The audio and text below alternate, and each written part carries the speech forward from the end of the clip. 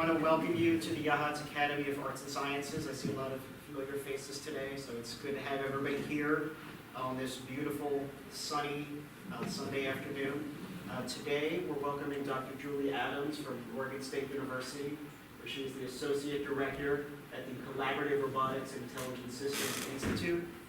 She's going to be talking to everybody about artificial intelligence. I know a lot of you are very excited for this, so we're excited to have you all here. Just a little heads up, on July 27th, which I believe is a Saturday, we're going to be welcoming Mary DeMacher, who is an author. She's going to be talking about climate change, so make sure you make a note of that too. We should have the posters and flyers going up around town by the end of this week, I would anticipate. But July 27th, get that on your calendars. And Dr. Julie Adams. Thank you. So, thank you all for coming out this afternoon. This is sounding a little squealy. Is it too loud? It's just squealing a little bit. And I appreciate you coming on this beautiful day on the coast. How's that? That's better. It's not squealing as much. Thank you. And thank you also for giving me an opportunity to go to Newport and Local Ocean for lunch, my favorite restaurant that I haven't been to in a couple of years. So today we're going to talk about AI, and we're going to talk about what AI is and what it is not.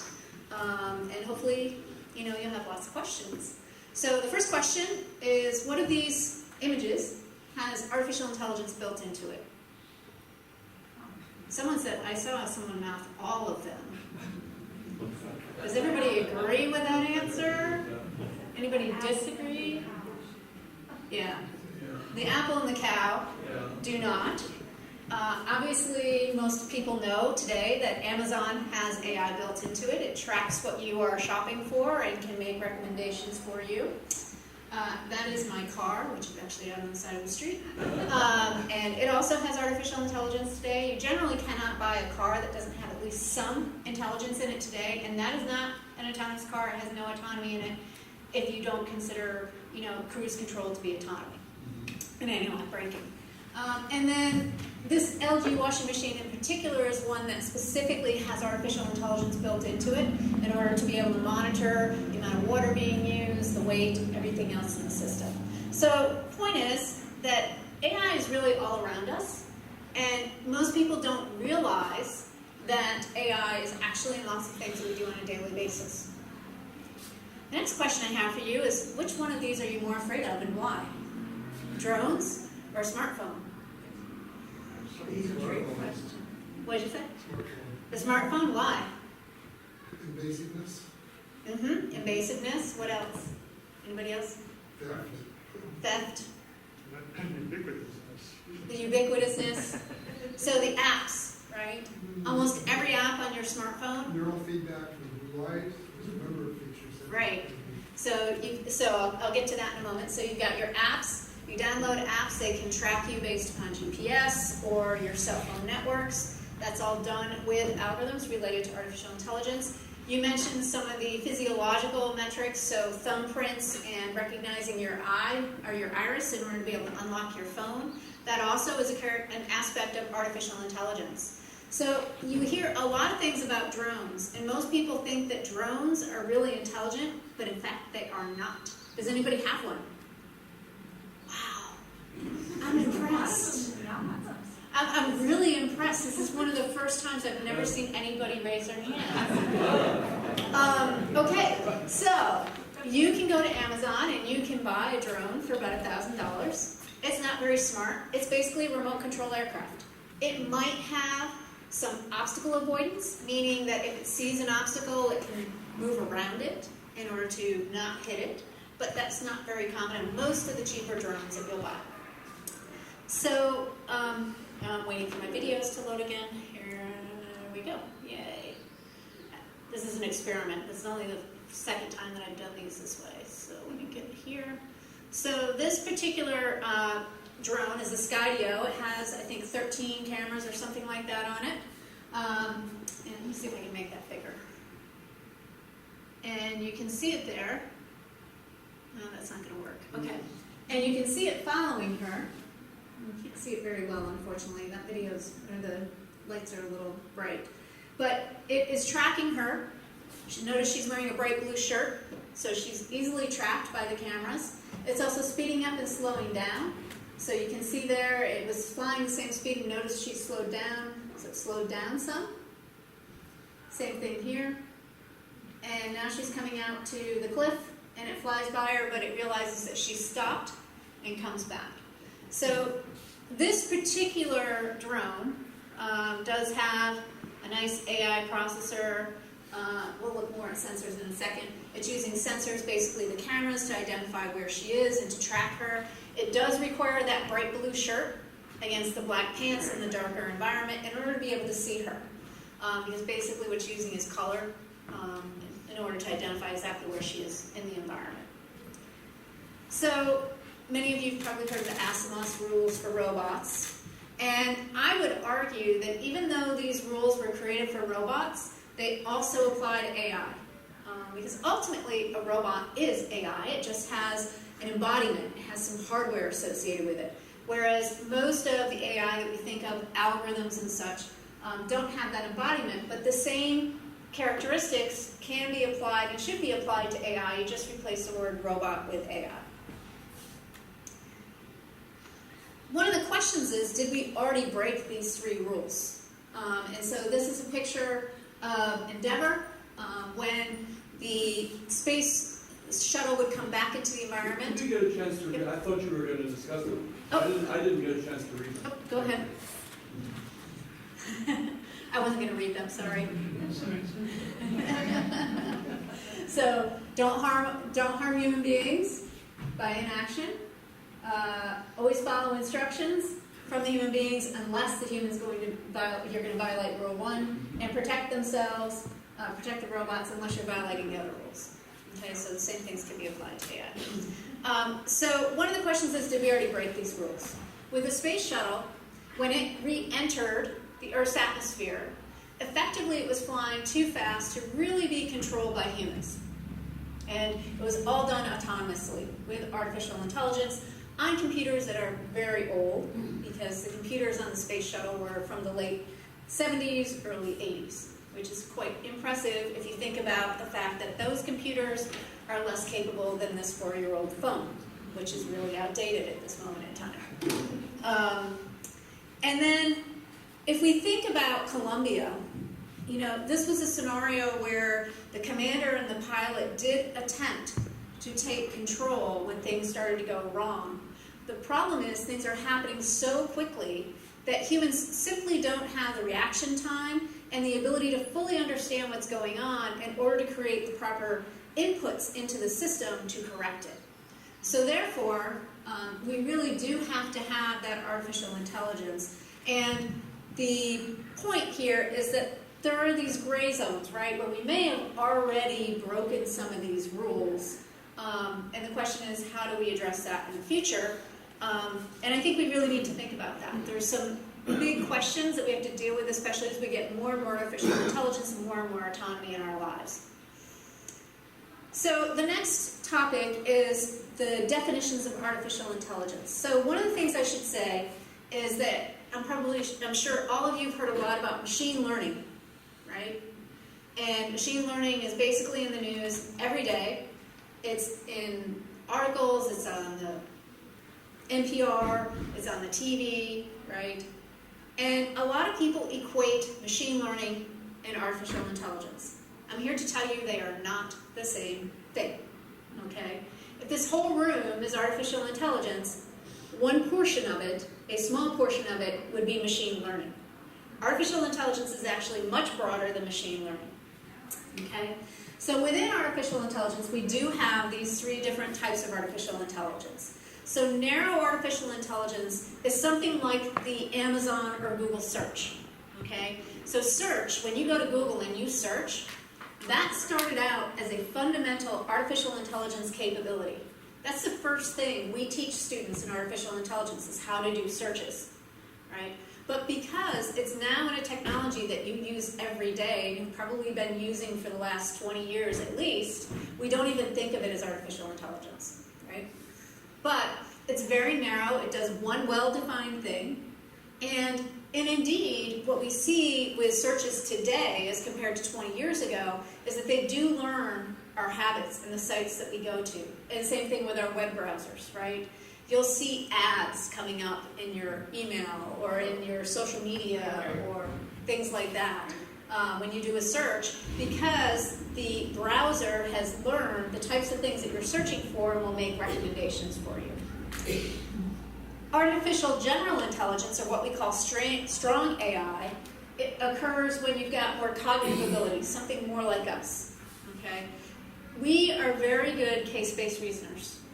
We can encounter new situations that we haven't seen before, and we can take things that we've done previously and determine how to solve that current problem by analyzing the ways we've addressed similar or even remotely similar problems before to derive a new means of addressing that problem. AI, computers, robots, they're not so good at that. They don't handle situations that they have not seen well. And this is one of the things that the proponents of deep learning and machine learning are saying machine learning is going to be able to solve. And we'll talk about that more in a moment. So today's artificial intelligence, general artificial intelligence, really is not at the same capacity as us. And that's what that definition seeks to provide. We still have quite a long ways to go for that. AI doesn't have common sense. It can do some things very well. It can solve math problems better than us. Very complex math problems very fast compared to us. But common sense reasoning, no. And then artificial superintelligence. This is where, if you watch any of the movies like AI or iRobot, and the robots are going to take over the world and kill us all, that's artificial superintelligence. That's a good example of it. We are still quite a ways away from that. However, we need to be very concerned about it. I will not be someone like Elon Musk who says we shouldn't study AI and we shouldn't try to solve these problems because we're going to end up with artificial superintelligence. I, on the other hand, think that we have to do both. One of the reasons that I believe that to be the case is if we don't do it in this country, guess what?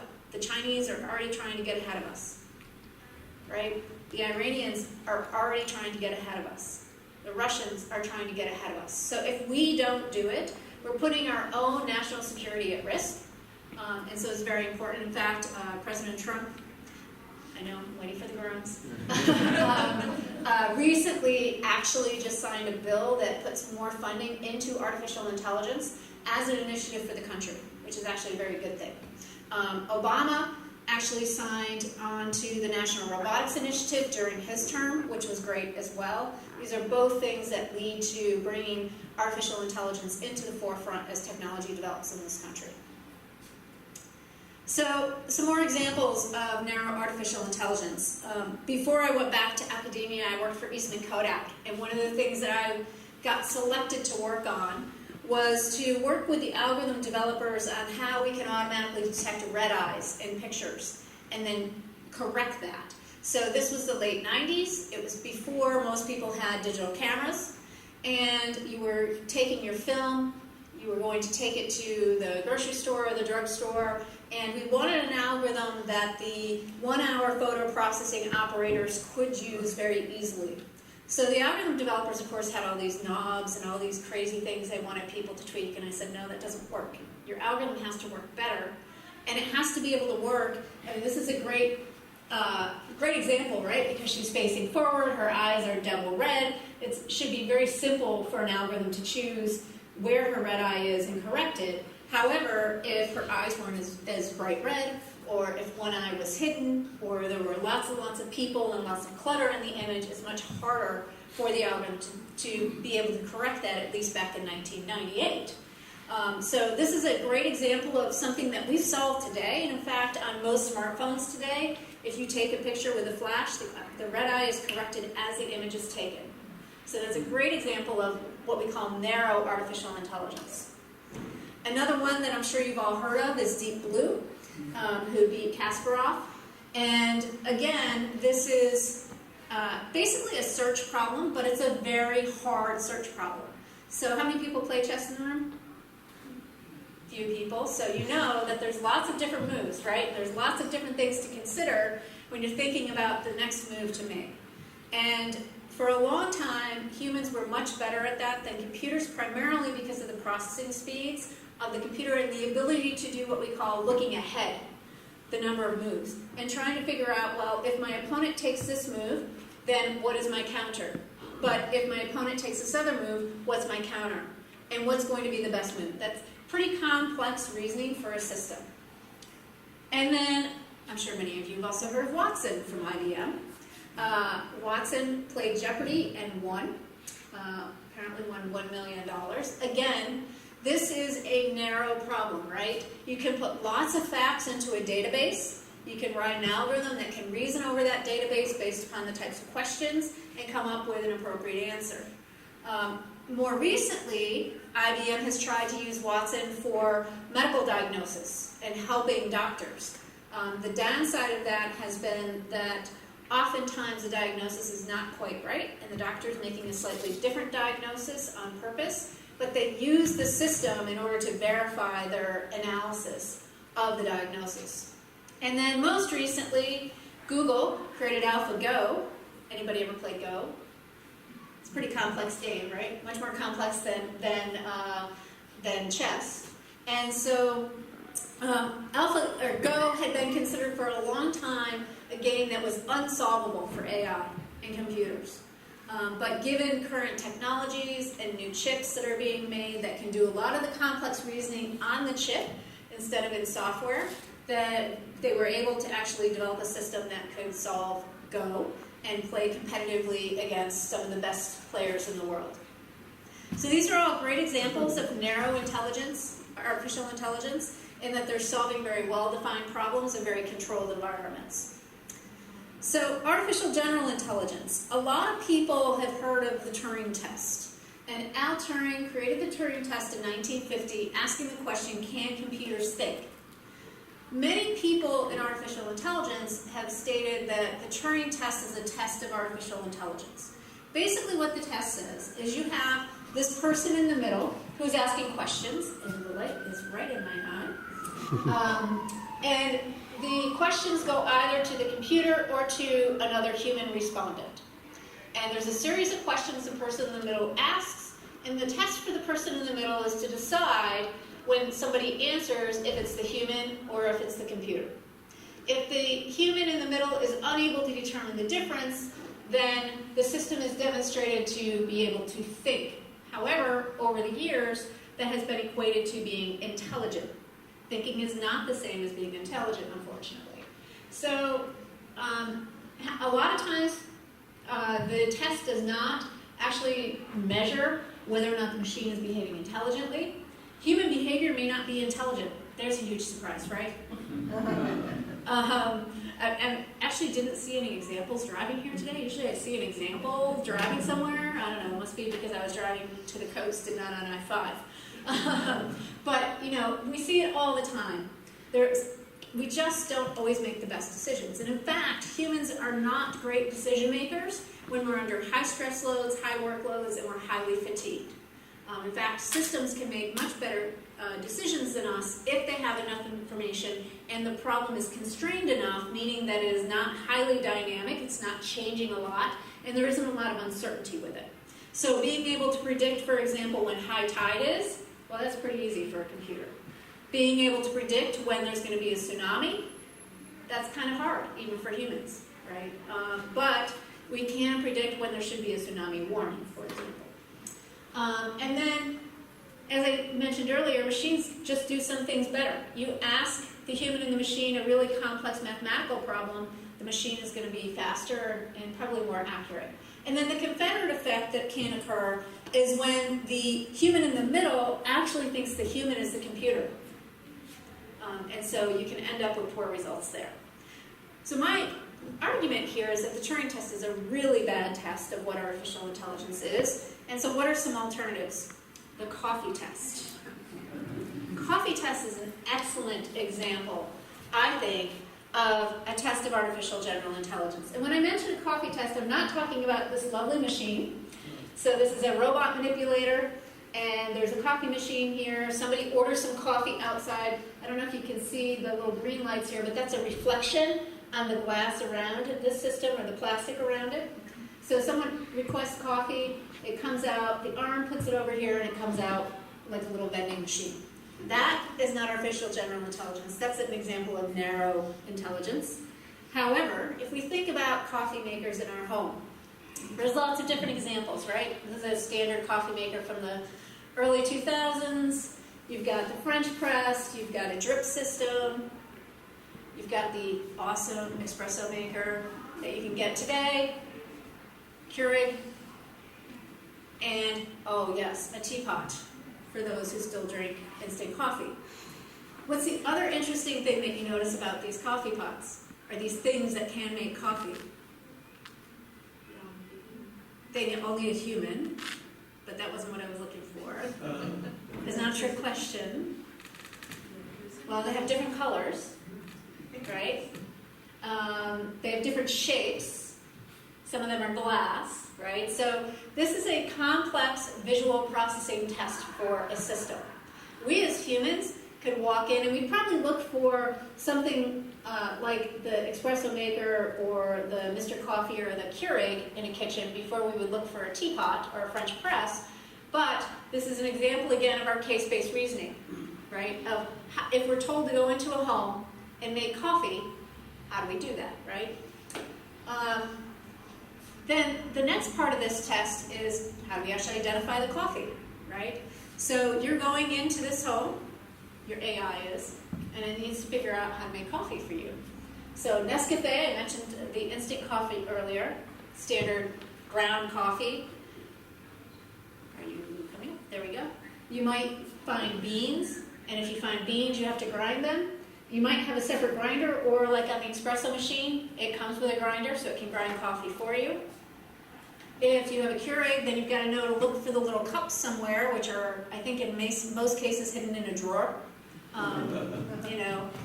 And if you have a Keurig and you can't find the pre-made cups, then you've got to look for the reusable cup. So these are all lots of different things that you have to look for. And these things aren't necessarily on the counter in plain sight. So you have to think, you have to reason pretty deeply about, well, where would these be in a home, in the kitchen, right? And what would I actually be looking for? So if I find the Maxwell house, well, then I know that I'm probably looking for something like the Mr. Coffee. If I find the beans in a grinder, well, I'm not sure what I'm looking for, right? I could be looking for 4 out of those 6 examples, okay? And if I find the teapot, I have to think about what I can use in order to be able to make coffee, given that I've got the teapot, right? So there's lots of different ways to solve this problem. All right. This may be difficult because the picture's small, but does anybody see the coffee pot in here? It's kind of small, I'm sorry. It's a little close to the... All right, I'll help. It's right here. Actually, I think it's... There it is. So this is a pretty standard kitchen, right? It's not overly cluttered. It's more cluttered than my kitchen, but it's a pretty standard kitchen. And going into this environment as an embodied artificial intelligence agent, not a human, you have to be able to find that coffee pot. And the other thing I noticed this morning when I was looking at this picture again, there's some stuff up here. There's looks like a teapot, but it's huge, pot with a spout. And then there's a couple of things up here that also I hadn't noticed before. I've given this talk a few times, but I've never noticed these in the picture before. Could also be used for making coffee. So then there has to be some reasoning in the system of what's the most likely thing to be able to make coffee with in this environment.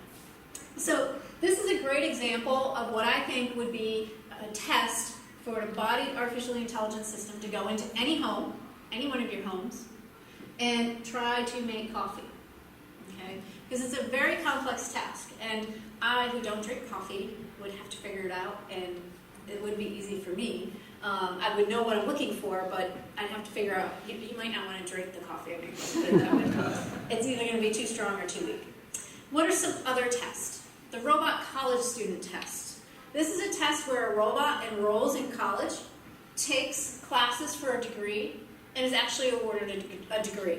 Now, this picture is not a great picture because this is really a telepresence robot with a human being able to participate in class, but I couldn't find a great picture of a robot sitting in a classroom.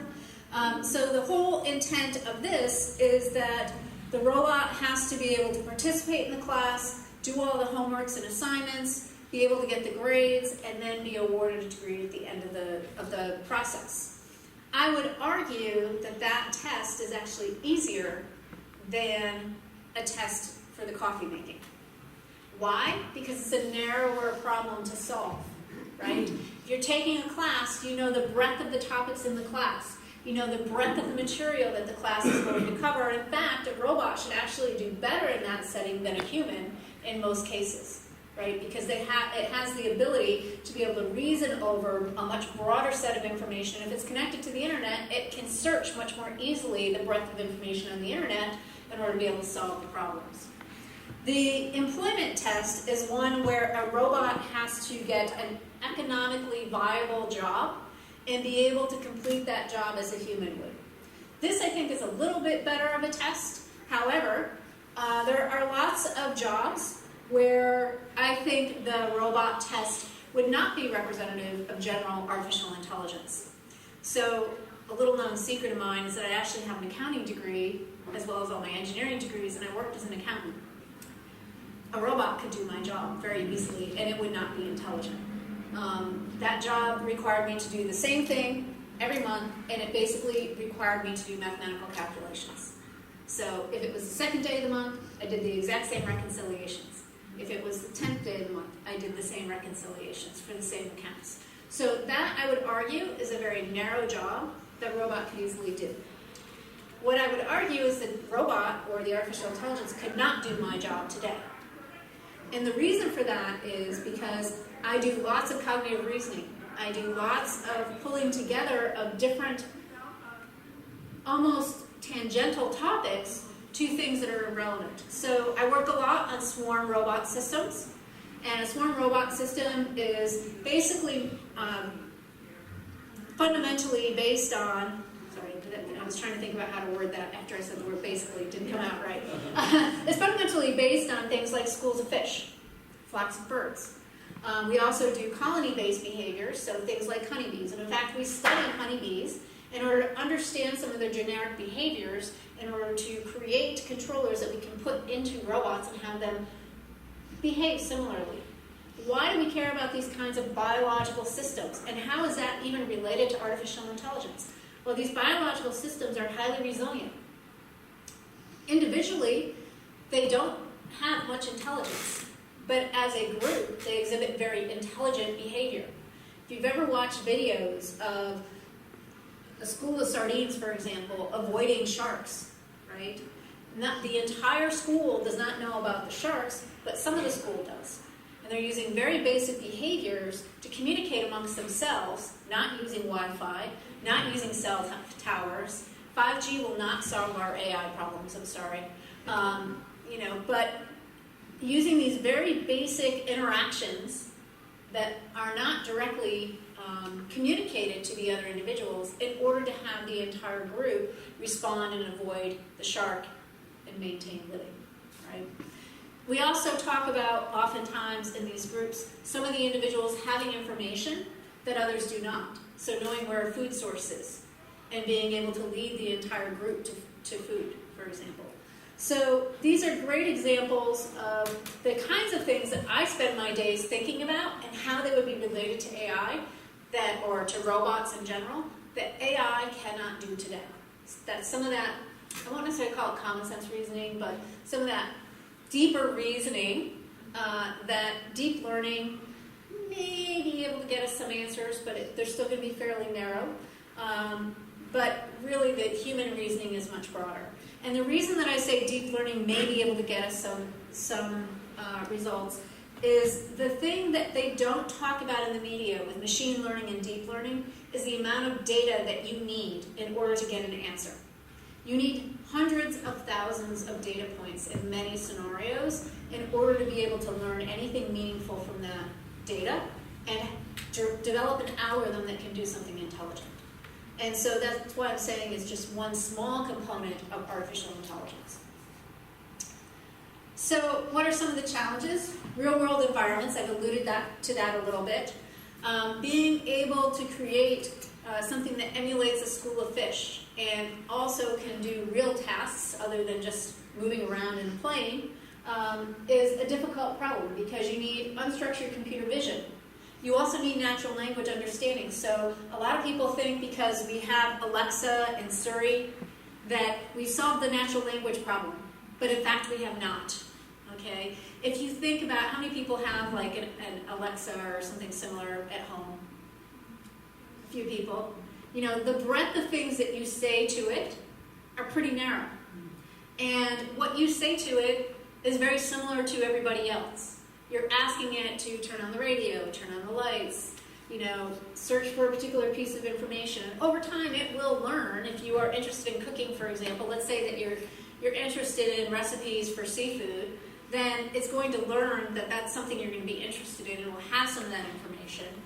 So natural language understanding in complex environments is like talking, you know, trying to talk to a robot is like talking to a 2-year-old on the playground out here, right? You're trying to tell the robot or the 2-year-old to go up the slide and slide down. Well, think about what you have to say and what you have to do in order to get that 2-year-old to do that. It's the same thing with a robot. It is not effective. It's very frustrating. And I'm sure all of you have used interfaces before that were very frustrating, and that's where natural language becomes very frustrating. So a lot of people believe we've solved that problem, but we haven't. And it's not just that we're saying complex things, but it's noise in the environment.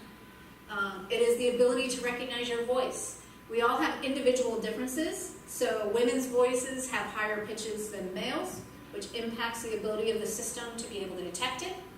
When you're ill, you're going to sound differently to the system than when you're not. You know, so there's lots of variances that cause the system to fail. Besides the language itself. Besides language itself, yes. I didn't even mention language itself, right? I should have, since I just came back from Europe and had to work on my French.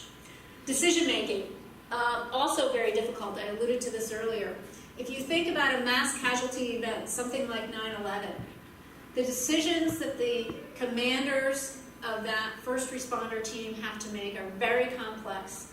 There are a lot of large consequences that you don't know are what they're going to be in that kind of an event. And when I talk to my first responders, one of the first things they will say to me is that every major event is different. You practice the same fundamental skills, but over time you have to adapt. So 9/11 is very different than Oklahoma City bombing versus Hurricane Katrina versus a tsunami in Japan, right? So the response is all different, and how do you adapt to that? AI doesn't have the capacity to really adapt quickly enough in order to make those kinds of decisions yet. All right, so this is a kitchen. Going back to the coffee pot test, where's the coffee pot?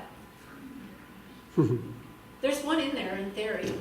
My students looked at this and I said to them, would you guys like to solve this problem with a robot? And they said no.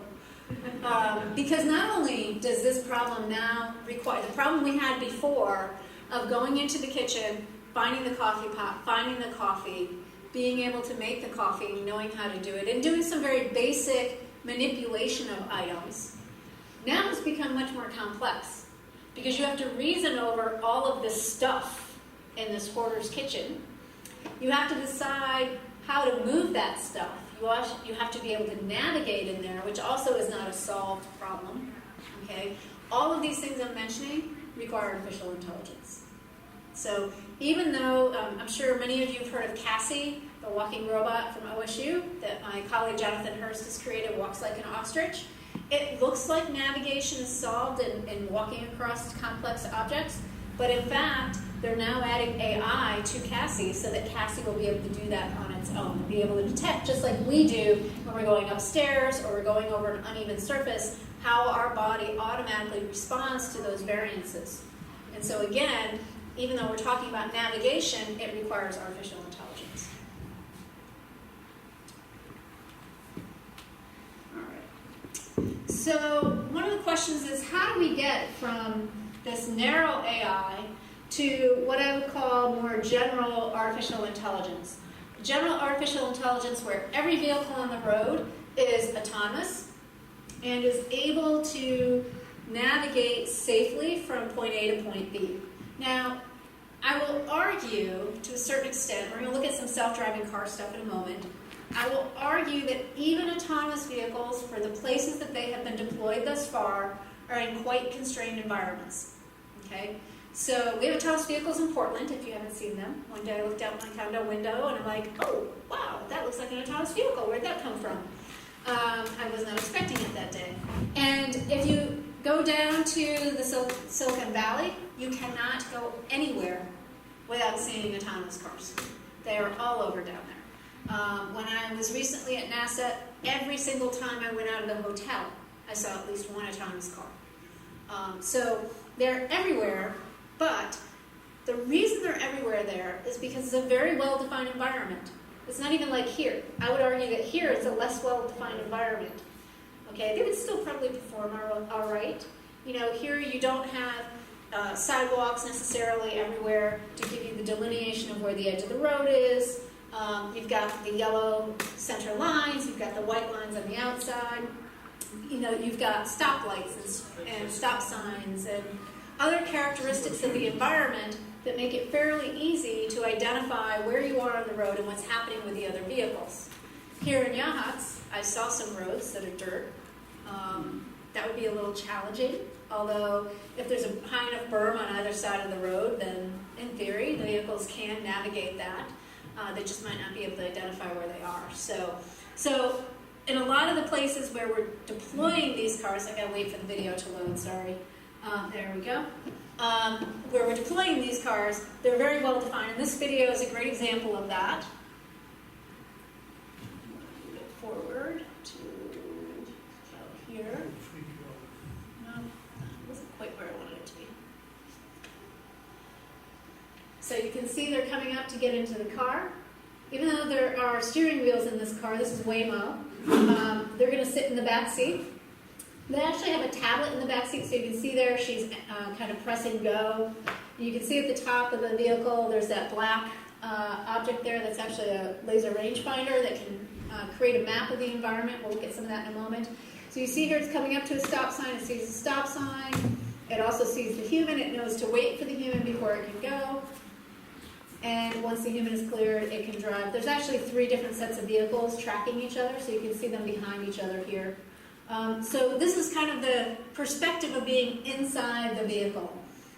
Many cars don't have you sitting in the front if it's fully autonomous. Stop that. I'll try to stop that. That's what I want to do. No, hang on. All right. So this is the video. It actually has audio, so hopefully you'll be able to hear it.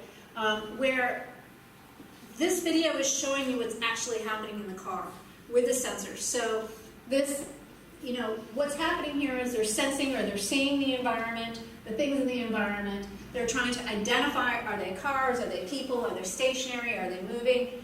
They're also trying to predict where are they going to go, right? So when you're driving, especially through downtown on a busy day like today, there's lots of pedestrians. You have to determine, are they going to cross on the crosswalk, are they going to jaywalk, where the car is going to go.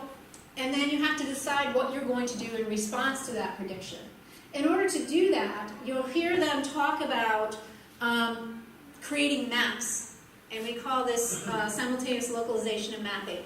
So you're using sensors. In this particular case, you're using radar and laser rangefinders in order to be able to sense 3-dimensional objects in the environment. They're able to compose those into a map, which you'll see in the video. And from that, they can also learn information. And this is one of the reasons why Waymo has been so successful, is they have hundreds of thousands of hours of the vehicles driving along and collecting data and actually using deep learning in order to be able to build these maps and identify how it should respond. And then it can plan a path, which you'll see in the video. Cool. We started working on self-drive. Today, we're called Waymo, and our fully self-driving cars are on the road. They use a range of technology we've built from the ground up to understand the world around them and get you where you need to go. You're about to see how it all works and what it feels like to ride in our car. As it drives, Waymo uses LiDAR, which sends out millions of So laser laser beams beams. per second, to build up a detailed picture of the world all 360 degrees around it. It also uses radar to detect how far away objects are and their speed. And high-resolution cameras detect visual information, like whether a traffic signal is red or green. It then combines all that data to understand the world around it. For example, in this fraction of a second, it knows exactly where it is on the road. It can also identify everything around it So in the blue full boxes are vehicles. 360 degrees, and then predict what those things might do next. And So it doesn't again, just do that for very the structured objects you environment, and I right? can see. Very structured problem. It can do that for things up to 3 football fields away. What makes everything you can see right now possible is experience. Waymo has already self-driven millions of miles on complicated city streets, and it's constantly learning. So I'm going to stop there for 1 second, because you heard her say that the reason it's able to do that is experience and learning. Well, fundamentally, it can't do the mapping and the planning. You know, it has to be able to do those things in order to be able to do learning. Okay? So in order to enable that learning, in order to be able to plan that green path that we saw there, which won't come up because it's YouTube, it actually has to know about the environment. And the learning is what's helping it predict where are those cars going to go. What do I do at this particular intersection? And once a car goes through there, it can share that information with all the other Waymo cars. From every single mile it drives. So that's the green path, the plan that I was talking about. With all that knowledge, it can plan a safe path ahead.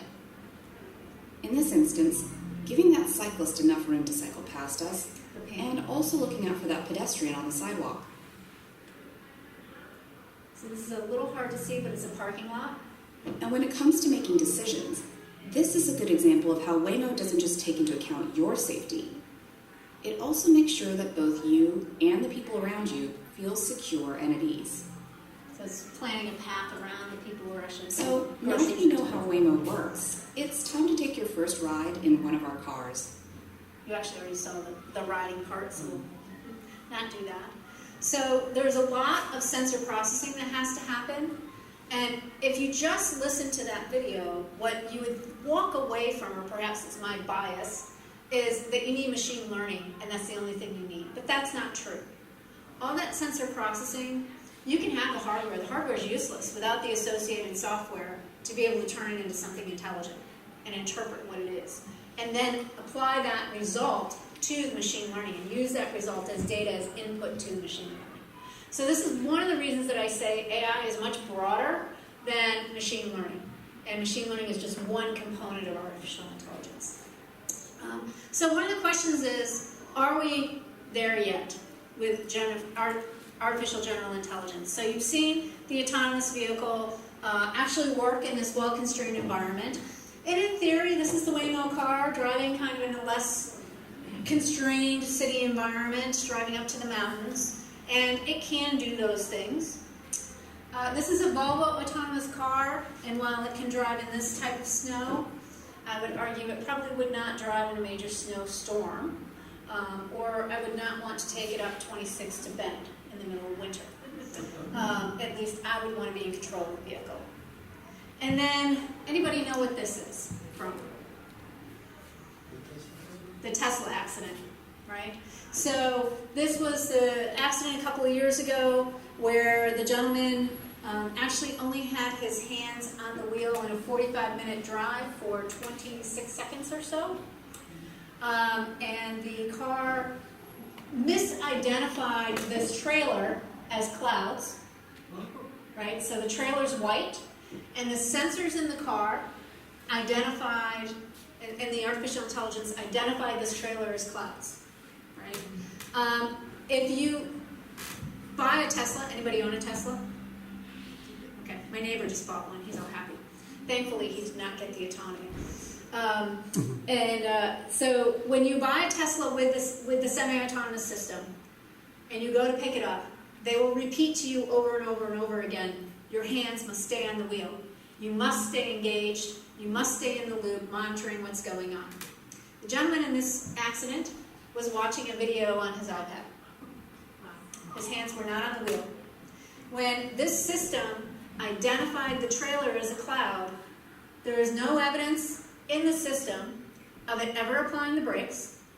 And this particular trailer does not have a safety wrapper. I can't think what it's called. My uncle will be very upset with me right now because he was a long-haul driver.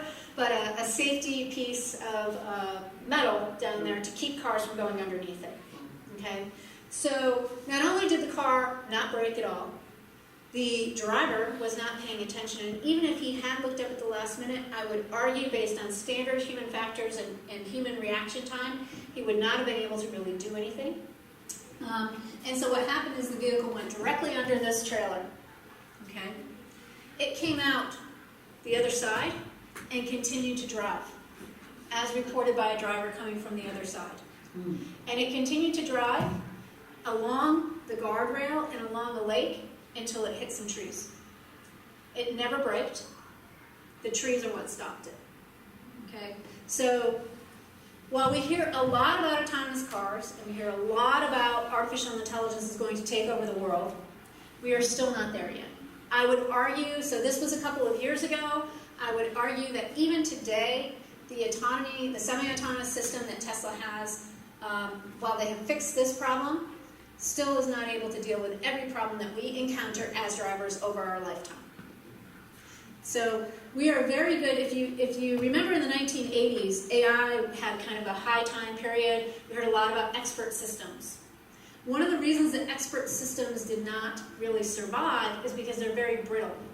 And because you rely on asking questions and identifying information from a set of experts. Well, our working memory holds 7 plus or minus 2 things. Our ability to come up with solutions to problems and identify problems is limited by how much we can think about those problems. And often we want to do group problem solving because we get different perspectives that remind us of things that we've forgotten about. But if we try to take that intelligence and put it into a system directly that's kind of rule-based and reasoning, it doesn't really work so well. It's very brittle, right? And so that was why we saw kind of this AI winter after the mid-'80s.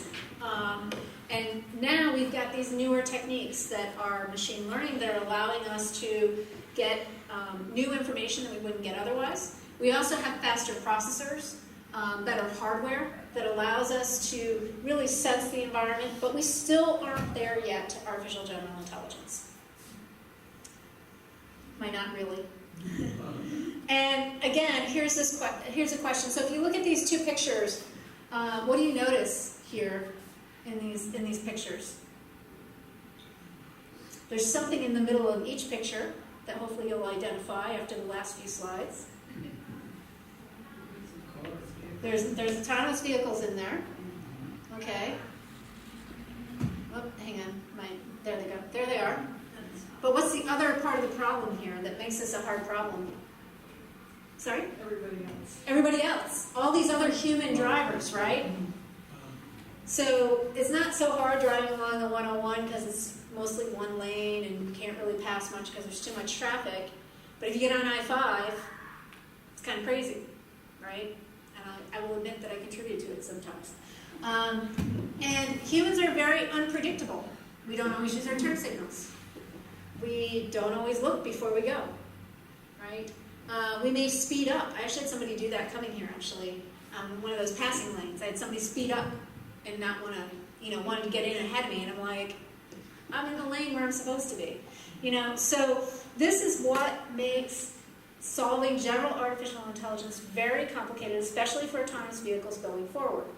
And what I foresee, at least for the next, at least 10 years, if not 15, maybe 20 years, is we will still have a very large number of human-driven vehicles in the environment that is going to make it a difficult problem for autonomous vehicles to really be deployable across the broad range of driving conditions that we have in the United States. So the answer is no. The future. So what should the future really be? Well, you may know that we have 3 unmanned aerial system test sites in Oregon. One of them is in Pendleton, one of them is in Tillamook, and the other one is at the, oh no, it's an Indian range up by Bend. And I can't think of it. Umatilla? Sorry? Umatilla? Warm Springs, thank you. And out at Pendleton, they've actually been testing the Vahana.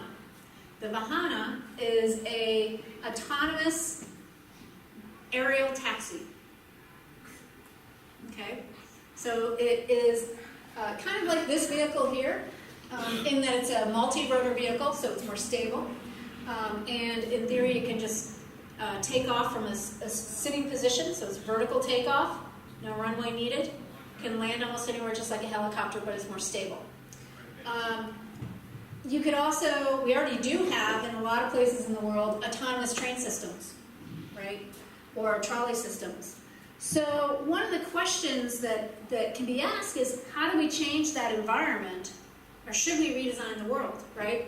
So if you think about our roads today, many of them came into existence because they were animal trails that the Indians then used, that then became, where you took your horse and buggy, and then they became roads. I mean, that's definitely true of the state highway in front of the house that I grew up in New York, right?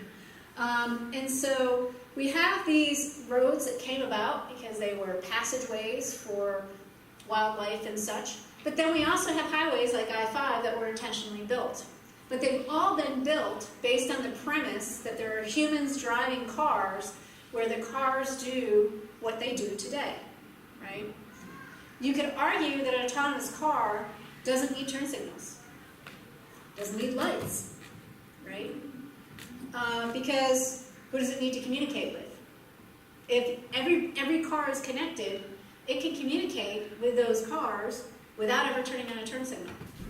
It doesn't need lights because it doesn't need to see where it's going. That laser rangefinder and the radar that she discussed can be used without light at night.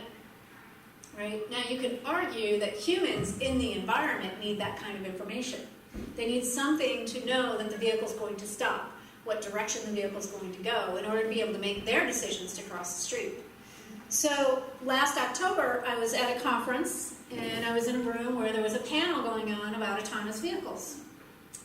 And none of the panelists, who are colleagues of mine that I think very highly of, none of them even brought up the topic of redesigning the environment in the future. And so when I raised this question, what they said to me was, well, Julie, who's going to pay for that? My argument is that we can have much safer, much better systems if we actually design it from scratch to work for that technology, as opposed to assuming that we're always going to be building on the existing infrastructure. And that infrastructure is mainly what I'm alluding to here. So, I think it'll be a long time before we see our nation's infrastructure change, but one could argue, given what the D- rating that most of the nation's infrastructure has right now, that maybe we should be considering redesigning it with the process or thought processes of what future vehicle systems are going to be and what they'll need. Actually, an interesting point on this, has anybody been to Saudi Arabia before? I learned this from one of my students this last term. So our project this last term in my human-robot interaction class was to design an external-facing human-machine interface to pedestrians, bicyclists, other drivers, motorcycle riders, up from an autonomous vehicle so that they would know what was happening. One of my students actually grew up in Saudi Arabia. What she told us, now she is just getting her driver's license, hopefully her father's not watching this because he's not supposed to know, but what she told us is that in Saudi Arabia, the roads are just roads. There are no sidewalks. The pedestrian walkways are in other areas. And same thing for the bicycle paths, that they're all separate. So you don't have these interactions. So for a long time, for the first few weeks of class, she was very confused. Even though she's lived in Oregon for a while, she was very confused about understanding what the vehicle would be able to do and how it would be able to communicate to a human. because she's never really had to encounter that until she came here. So lots of different aspects to think about when we want to think about how do we design the system better to support artificial intelligence. Now, one of the things I also get asked a lot about is the singularity hypothesis, and this goes to that super intelligence that we talked about earlier. So the singularity hypothesis says that at some point, artificial intelligence is going to go from these good but not so great capabilities to being way smarter than we are. That we will not be able to understand it, we will not be able to control it. Okay? The Future of Life Institute was stood up to address some of these issues. Elon Musk is one of the people we hear about in the news, kind of very worried about this particular problem. And the idea is, how do we control this problem? How do we make sure that we can get all the things we need and will benefit from artificial intelligence, but not allow it to get past that point? Now, a lot of the AI, one of the primary areas of AI right now that would lead to this singularity happening is machine learning. But I would argue that the machine learning algorithms are only as intelligent as the information you give them. In computer science, when you write an algorithm, you're often told garbage in, garbage out, right? If you give the algorithm the wrong data, you're not going to get the right data out. If you give the algorithm lots and lots of data, but it has only seen 80% of the situations that it can occur, then it's not going to be able to necessarily handle that other 20%. So the singularity problem, this super intelligence, is where we are able to get that other 20% and be much faster and much better than we are, so that we won't be able to understand it. Another problem that is not discussed a lot in the media with machine learning is that machine learning is often considered a black box. Data comes in, something happens magically inside, and then an answer comes out. And it's very difficult, even for those who write the algorithms, to understand what is going on inside of that neural network, for example. So there's a lot of effort being put into trying to develop algorithms that will actually explain to humans what's happening in that black box. How did that data result in this output? How did the algorithm actually come up with that? And that's one of the means of attempting to put some control systems around artificial intelligence as we go forward. So is there a silver bullet that is going to enable artificial superintelligence? Well, I can't say no, because there could possibly be something that we don't know about. But Moore's Law is something that we hear about with computing. It's been amazing for the last, 40, 50 years. We get faster and faster computers every year. And now we're also starting to get hardware that has embedded processing in it that actually is enabling faster, more intelligent capabilities on the hardware that is not necessarily in the processing itself. Sensor miniaturization. That first iPhone was the best thing ever for us. And the reason is, before the iPhone, you could have bought a GPS, right? You could have had one of the little GPSs that you bought for like $200 and put it in your car and it'd tell you where to go. GPS is awesome. It's awesome in a car. It is not so awesome when you're walking down the street with your phone, because you're smaller than the error in the GPS. And if you have a drone about the size of this projector, it's even worse. 5 meters error on either side is what you have to assume. Okay? So the advent of the smartphone actually resulted in better processing, miniaturization of the processing, cameras, IMUs, internal measurement units. Basically, when you flip your phone and the picture changes, that's an internal measurement unit telling you what way you're oriented. This miniaturization and cheapening of the sensors is huge. The sensors, the laser rangefinders that you saw in the Waymo car, the original ones cost about $75,000. Today, so that was 10 years ago, today you can buy, something's going on with my phone and it's vibrating, I'm going to put it down. Today you can buy those same laser rangefinders for about $10,000 to $15,000. That's still really expensive, right? But the original laser rangefinder that I bought that looked like a coffee pot to put on my little mobile robot about 16 years ago cost $10,000 back then. And it's still $7,500 today.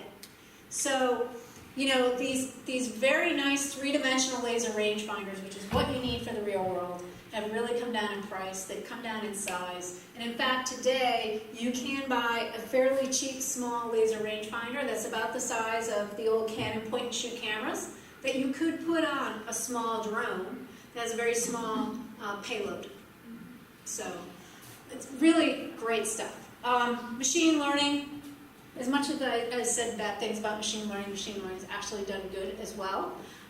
It's more about the fact that I want you to understand that machine learning is only as good as the data that goes into it, and that machine learning is not the same thing as artificial intelligence. The other thing is there's a lot of work being done on quantum computing based on physics. There's a lot of work being done to try to use our brain signals directly into systems. So we do some of that research as well.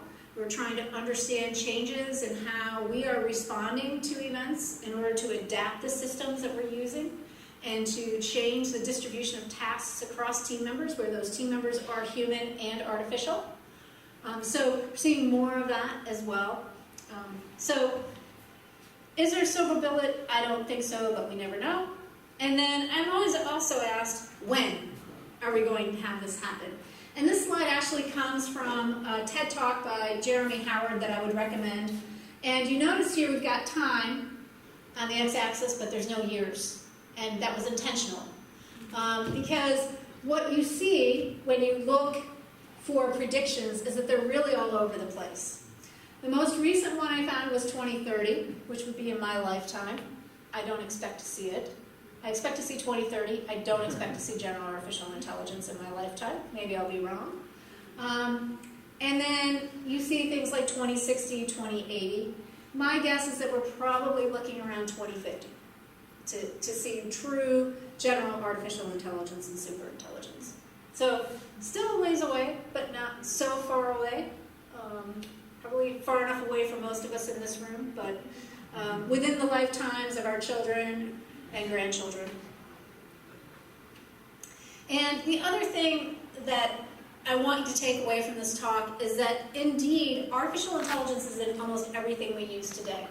And one of the things that happens is when artificial intelligence ends up in products, it's no longer called artificial intelligence. We just accept it, right? Google is now a verb, right? We're going to Google that. Well, if you were in my AI class, I'd be telling you you're doing a search, right? And that is a great example of something that has just become commonplace. We use it. We don't even think about it, right? Airplanes have had artificial intelligence in them for a long time. And we've seen the problems associated with that recently with the 737 MAX. We've talked about network recommendations, your apps, so authentication and trying to track where you are in the world. So for example, I mentioned that I was just in Europe, and I would actually get emails from American Express saying, hey, you're in Freiburg, Germany. Maybe you want to go here. Right? Because it's looking at where my transactions are, and it knows the types of places that I like to go, and it's making recommendations for me. I did find that a little freaky, by the way. I did not like that. And then video games, obviously, your spam filters. Anytime you tell Alexa to play NPR, that also has artificial intelligence in it. So these are all great examples of artificial intelligence that has just become commonplace, and we don't even recognize it anymore. So I always like to end with this particular video. It was a Saturday Night Live skit. Oh, hang on. I gotta make it bigger. And figure out how to make it bigger. Hang on 1 second.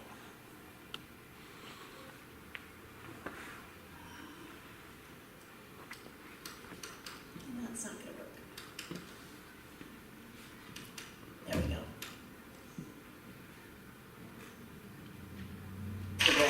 The insurance company said his policy didn't cover them. They had no money to pay for the funeral. It's so hard nowadays with all the gangs and rap music. What about robots? Oh, they're everywhere. software. I don't even know why the scientists make them. Darren and I have a policy with Old Glory Insurance that covers us in case we're attacked by robots. An insurance policy with a robot plan? Mm-hmm. Certainly I'm too old. Old Glory covers anyone over the age of 50 against robot attack, regardless of current health.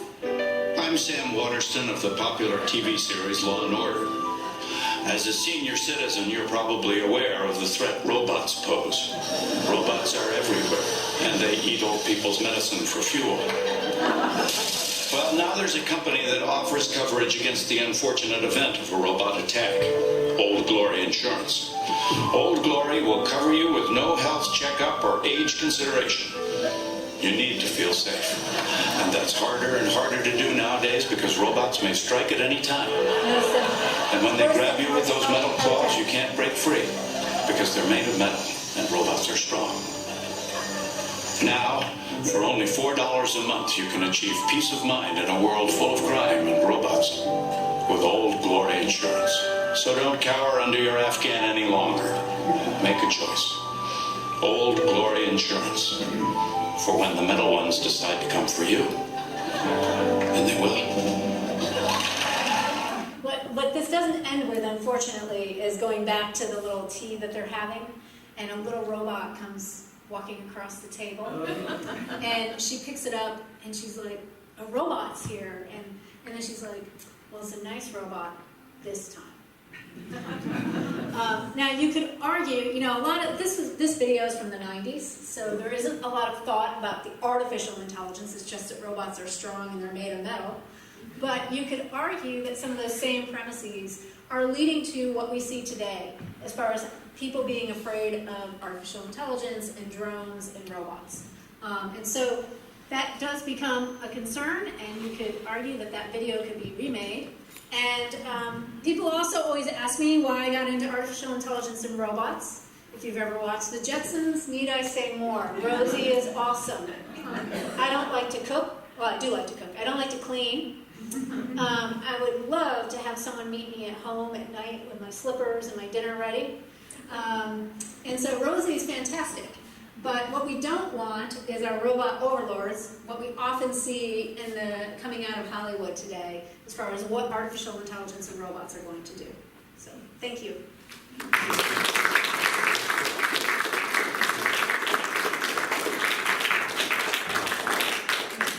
Yes? So in 1976, Carl Sagan and a group of other scientists were charged with putting together the famous gold records that went on the Voyager craft. Now, you could say that they were designed to communicate with another intelligence. In the last 40 plus years, has our understanding of intelligence changed to the point that they would approach that differently?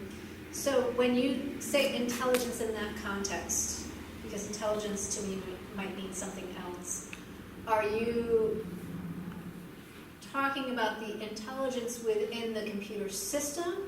Are you talking about potential extraterrestrial intelligence? Well, they made a message. They put out a message in the bottle. Right.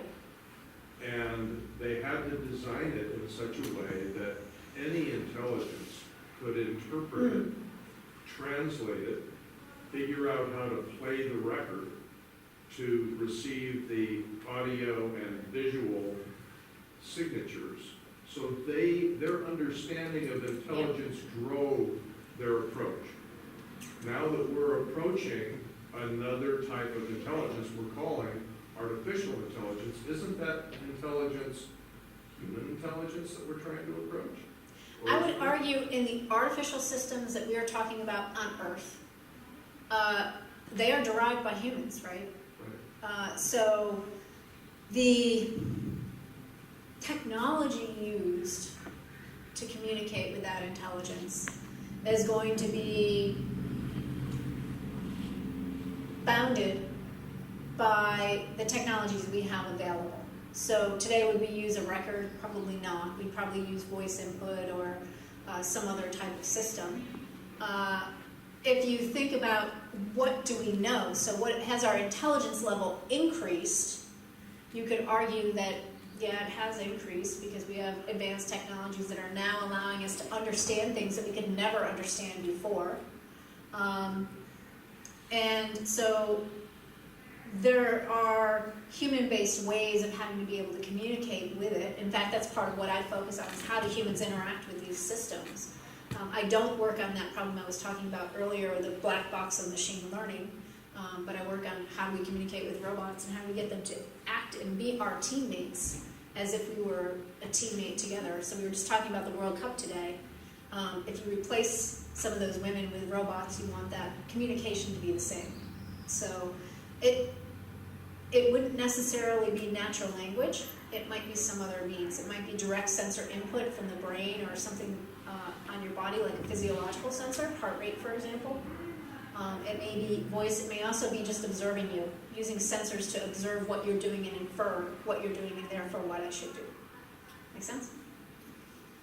This is a similar question about what kind of terms, words, you in artificial intelligence are used to describe what the artificial intelligence does. So you can use words like it detects, it recognizes, it identifies. You use the word knows, it knows. What about words like understand? It understands, it makes sense of, it gets, it appreciates. Do you use words like that? So I do not, but there are others who do. So some of those words that you chose are words that I would call affective words.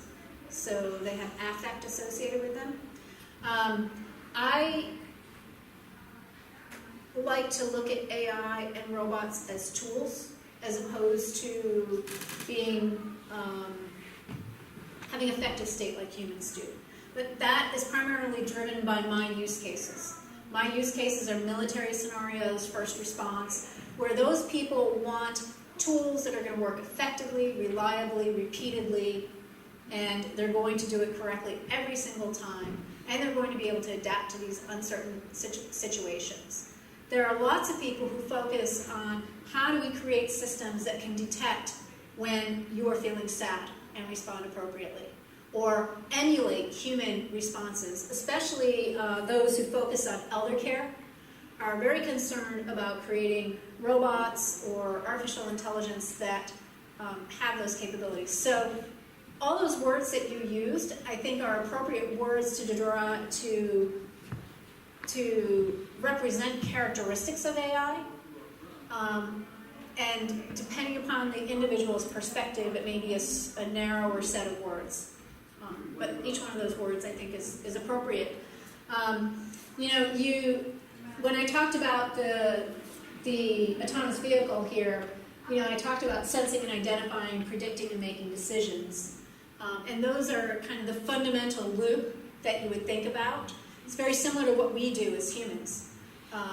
We've got short-term memory or working memory, we've got long-term memory. We're able to recall things from memory based upon what we're sensing in order to direct our attention and perceive different information that we need. We can make projections into the future about our current state and the things around us in order to decide what we need to be able to do, and then take those actions on the world and have the world change. And basically it's the same thing for a robot. It's a little bit narrower for artificial intelligence in this, right? Because you can argue that this cannot change the physical environment. In some ways it can, right? If I have a trigger for RFID in here and there were RFID tags in this room, I could enable an RFID tag to do something in this room, like turn the lights on. But for the most part, this kind of device is not doing that. So there are different sets of words, I think, that are appropriate. You used the word understand a time or two in describing something that an AI system does. Understand seems different than know or detect. Yes, it is. You're absolutely correct. It is different than know. So understand can have some margin of error in it. Typically with understand, we have some probability or likelihood of it being correct. So when we sense things in the world, most of the sensors have error associated with them. I talked about GPS having an error. If you think about vision processing, our vision's great for the most part. And we can see things at night, we can see things in fog, we can see things in sunny days.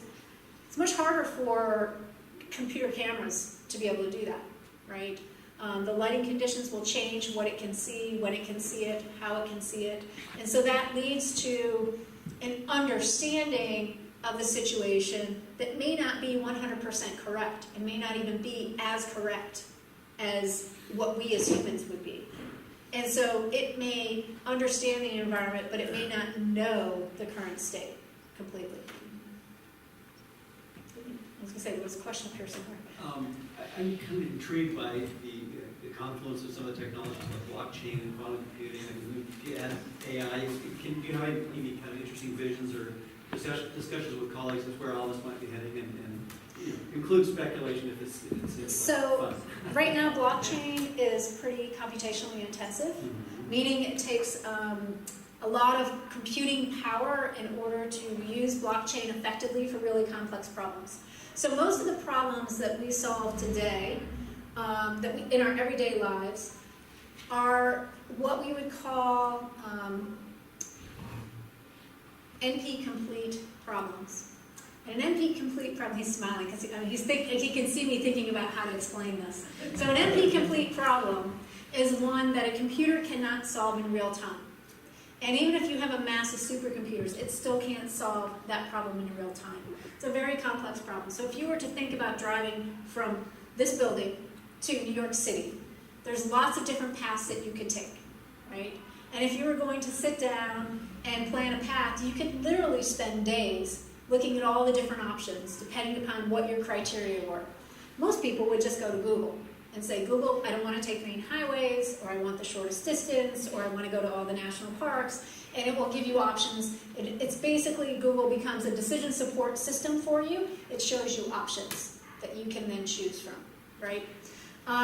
So blockchain thus far still has this computational complexity associated with it that it really isn't useful in real-time scenarios. So that ability to respond to that car cutting you off on I-5. It is more useful in scenarios where you have a longer time period, longer horizon to analyze the problem and solve it.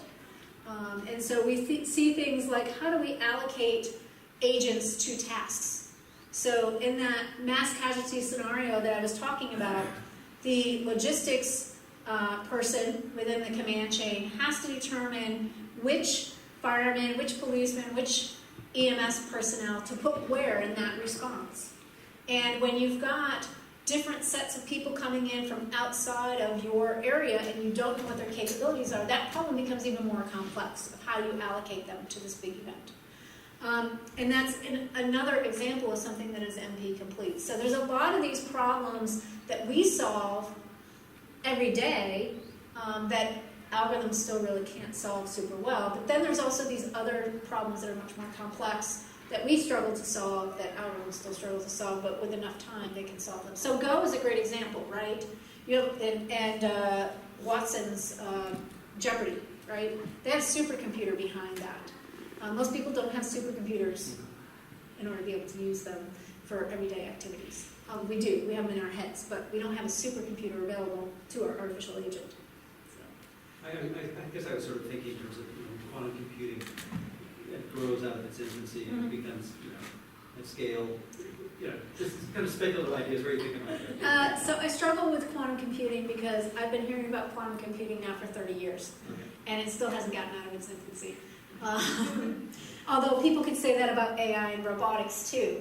And you could argue that AI and robotics are kind of at a cusp now where the technology is enabling things that we couldn't do before, and I waited a long time in my career for that. That's one of the reasons that OSU finally convinced me to move out here, away from Vanderbilt, because I needed to be able to have other robotics people to work with, and I can't be an expert in everything robotics.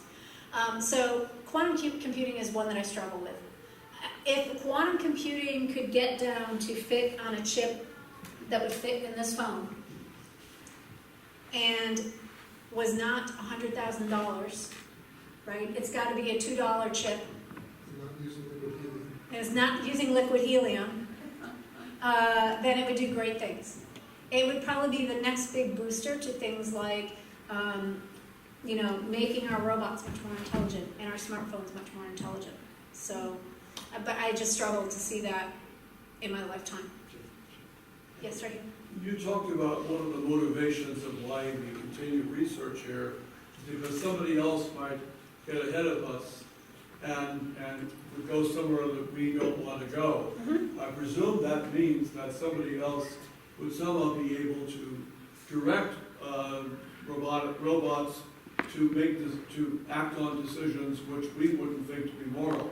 Yes. But what happens if it's not external forces, but simply that decisions are made within the system itself? Because who knows where value lies?